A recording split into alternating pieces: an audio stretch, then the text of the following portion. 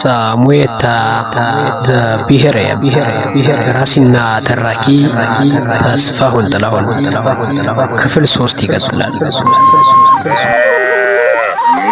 መስከረም 3 ቀን 2014 ዓ.ም አዲሱ ዓመት የመጀመሪያ የስልጠና መርሃ ግብር የሰላም ግንባታና የኢትዮጵያ የሰላም ምልከታዎች በሚል ርዕስ ተጀመረ። ይህ ስልጠና የኢትዮጵያን የሰላም እንዴት ማምጣት ይቻላል የሚልና ጥንታውያን የሰላም ምልከታዎች ምንድናቸው የሚል ጥያቄ ያዘል ነበር። ጥንት ኢትዮጵያውያን አባቶች በሕግ አምላክ ሲባሉ ያሰቡትን ጥለው የሚመለሱ፣ በንጉሳቸው ስም ከማሉ የማይንቀሳቀሱ፣ ፈሪሃ እግዚአብሔር ያደረባቸው የሰላም አምባሳደሮች ነበሩ። እኛስ ትናንት የአባቶቻችን ባህልና ወግ ረስተን ልጅ ለእናቷ ምጥ አስተማረች እንዲሉ ሌሎች ስለ ሰላም ሊያስተምሩን ሲሞክሩ ይስተዋላል። ሰላምን እኛ ፈጠርናት የሚሉም ሞልተዋል። ያም ሆነ ይህ ስልጠናው ከጀመረ ከ3 ቀን በኋላ መስከረም 7 ቀን ብሔራዊ መግባባት የሚል ሌላ አዲስ ርዕስ ተጀመረ። ብሔራዊ መግባባት ማለት ህዝቦች በአንድ የጋራ በሆነ ሀብት ላይ እኩል ስምምነት ማድረግ ማለት ነው። የሀገሪቱ ህዝቦች ልዩነታቸውን ይዘው አንዱ የአንዱን ባህል፣ ወግ፣ ማንነትና ቋንቋ ጠብቆ የራሱን ሳይለቅ በልዩነት መሃል መግባባት ማለት ሲሆን ልዩነትን ማክበር ዋናው መንገድ ነው። በዚህ ዕለት የኢትዮጵያን ብሔራዊ መግባባት ላይ ሲደርሱ ስላስመዘገቡት ታላቅ ጀብድ ምሳሌ ይሆናል ያልኩትን የአድዋ ድልን የሚዘክር ግጥም ከመድረክ አስፈቅጄ አቀረብኩ። ሰልጣኞች ከስሜት ታጨበጨቡ። ከመድረክ ስወርድ ብዙዎቹ ከመቀመጫቸው ተነስተው በክብር አስቀመጡኝ። ከስልጠናው በኋላ ለምሳ ወደ አዳራሽ ስንወጣ በሰላም የሚል የሴት ልጅ ድምፅ ሰማሁ።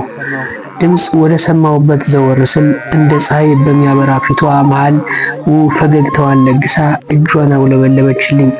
እኔም ግራ በመጋባት ፈገግ ብዬ አጸፋውን መልሼላት ከአዳራሽ ወጣሁ። ልጅቱን ሳያት ለመጀመሪያ ጊዜ አልመስላለኝ። ስለ እሷ አያን ስላሰብኩ ካፌ ደረሱ። መስከረም 12 ኢንተርፕረነርሺፕ የሚል ስልጠና ተጀመረ። ኤምፒቲ ወርካፕ በሚል የእንግሊዝኛ ኃይለ ቃል ነበር ግድግዳው ላይ የተዘረጋው ስክሪን የጽሑፍ ትንተናውን የጀመረው። ያቺ ሁሌም ከአዳራሽ የማትጠፋዋ ጸይም ወፍራምና ገራገር የስልጠናው አስተባባሪ ሴትዮ ዛሬም እንደተለመደው ሰማያዊ ሸርቧን አንገቷ ላይ ጣል አድርጋ የሁለት እጇን መዳፍ ስፋት በማይተናነስ ስልኳ ስልጠናውን በቪዲዮ ቀርጻ ለማስቀረጥ በቆንጆዋ ወጣት አሰልጣኝ ፊት ለፊት ወዲያና ወዲህ ትንጎራደዳለች። ዛሬ ደግሞ ሰልጣኙ በሚገርም ሁኔታ ከሌሎች ቀኖች በተለየ መልኩ በንቃት እየተከታተለ ነው። የአሰልጣኙን ውበት ይሁን የስልጠናውን ፍሬ ነገር ብቻ ከሁለቱ አንዱ ሰልጣኙን ተመስጦ ውስጥ ከቶታል። አንድ ተቀጣሪ ስራ ቦታ ለመቀጠር ብቁ ሊያደርጉት የሚችሉ ዋና ዋና ፍሬ ነገሮች የአካዳሚ እውቀት፣ የሥራ ቦታ ችሎታና ስነ ተግባቦት መሆናቸውን ከገለጸችልኝ በኋላ የሥራ ማመልከቻ እንዴት መጻፍ እንዳለብን ማስተማር ቀጠለች። አንዳንዶቹ ወርቅ በእጃቸው ይዘው ስለ ወርቅነቱ ማሳመንና መሸጥ አቅቷቸው እንደታቀፉት ሲኖሩ፣ አንዳንዶቹ ብረቱን ወርቅ ነው ብለው ሲሸጡ ይስተዋላሉ። ዋናው ነገር ስለ ራስ ማስረዳቱና ድርጅቱ የሚፈልገውን ነገር መግለጽ መቻል ነው በማለት ብዙ ካስረዳች በኋላ የምሳ ሰዓት ስለደረሰ ከአዳራሽ ወጣን። በማግስቱ ጠዋት በዚህ ርዕስ ዙሪያ ስልጠናውን ጀመረ። ችግር አለ በሚል ጥያቄ ነበር ስልጠናው የጀመረው። አሁንም በድጋሚ ችግር አለ የሚል ጥያቄ ጠየቀች። ሰልጣኙን በአንክሮት እየተመለከተች ግማሹ አዎ የሚል መልስ ሲሰጥ፣ ከፊሉ ደግሞ የለም በሚል መልስ አዳራሹ በህመምታ ተናጠ።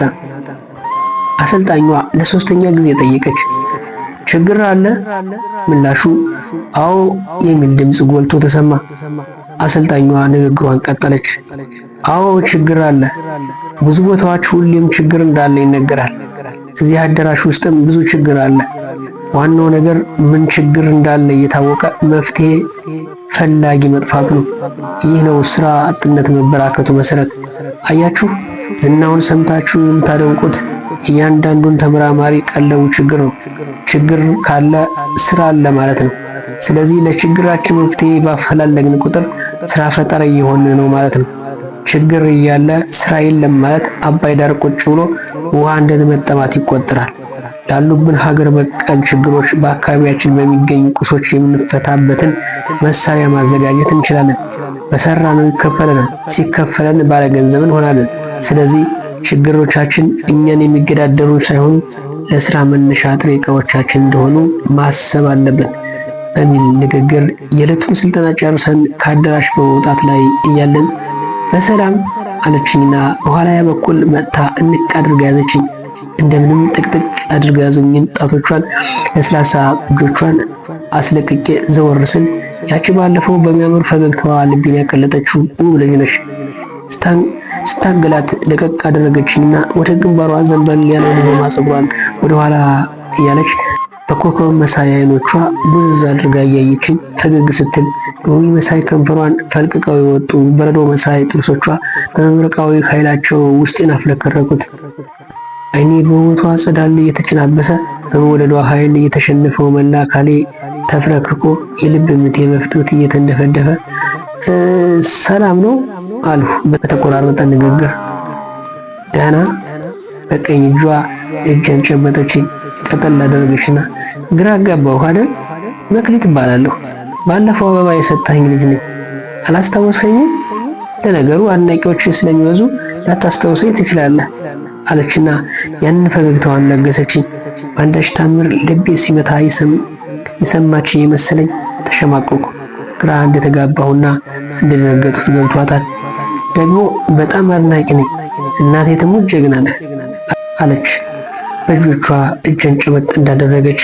አመሰግናለሁ መክሊት፣ አሁን አስታወስሽ እና የሰጠውሽን አበባ እየተንከባከብሽልኝ ነው አልሁ ደፈር ጠንከር ለማለት እየሞከርሁ። በጣም አለችና ሳቅ ብላ እቅፍ በማድረግ ሰላምታ ሰጠኝ። በል ደህና ሁን፣ ጓደኞቼ ጥለውኝ ሄዱ በማለት በዓይኖቿ ቅንድብ ጥቅስ አድርጋኝ ሄደች። በጣም የምታምርና ቆንጆ ልጅ ነች። ከዚህ ጊዜ ጀምሮ የብቻዬን ስሆን ስለ እሷ ብቻ ማሰብ ተያሱት። ያ ቀን በዚህ ሁኔታ አልፎ ማግስቱ ያቺው አሰልጣኝ በሌላ ርዕስ ስልጠናውን ጀመረች። ስናቅድ በተለየ ሁኔታ ማሰብ እንጀምራለን። አናቅድም ማለት ግን አናስብም እንደማለት ይቆጠራል። ሐሳብ ስንል ከሌሎች እንስሶች የምንለይበትን ማሰብ ሳይሆን ከሐሳቦች ሁሉ የተለየውን ወደ ስኬት በር ሊያከንፈን የሚችለውን የህይወት አቅጣጫ ወይም መንገድ ነው። ማቀድ ስንጀምር ማሰብም አብሮ ስለሆነ ቀጣይ የሚገጥመንን መልካም አልያም መጥፎ ተግዳሮቶችን መርምረን ማወቅ እንችላለን። ሐሳብ አልበኝነት ከስርዓት አልበኝነት ይልቃል።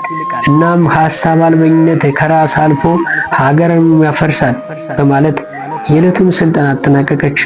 አዳራሹን ሞልቶ ስልጠናውን ሲከታተል የነበረው ሰልጣኝ ከአዳራሹ ለመውጣት ትንቅንቅ ገጥሞ ሲታገል ተዘግቶበት የከረመ ይመስላል። በግፊው መካከል ተጣብቤ ከበሮ ስወጣ ባለፈው የተዋወቀችኝ መክሊት በሩ ጥግ ላይ ቆማ እኔን እየጠበቀች አገኘኋት። ውስጤ ላይ አንዳች የብርሃን ነጸብራቅ ሲበራ ታወቀኝና ጡት እንዳየ ሕፃን ስቅቅ ብዬ ስጠጋት እቅፍ በማድረግ ሰላምታ ሰጥታኝ ተሰናብታኝ ሄደች። ተለይታኝ ስትሄድ ፀሐይ ብቅ ብላ የጠለቀች ያህል ተቀዘዘኝ። ወልጃታለሁ። ስለ እሷ ማሰብ ማንሰላሰል ስራ የሆነ እሷን ለማስደሰት ሁሌም በስልጠናችን መሃል ግጥም ማቅረቤን ተያያሱት። ሴቶች አፈቀርሁህ እያለ ስራውን ትቶ ብዝዝ የሚል ወንድ ሳይሆን ቆፍጠን ያለና ቢያፈቅርም ከዓላማው ዝንፍ የማይል ወንድ እንደሚወዱ አውቃለሁ።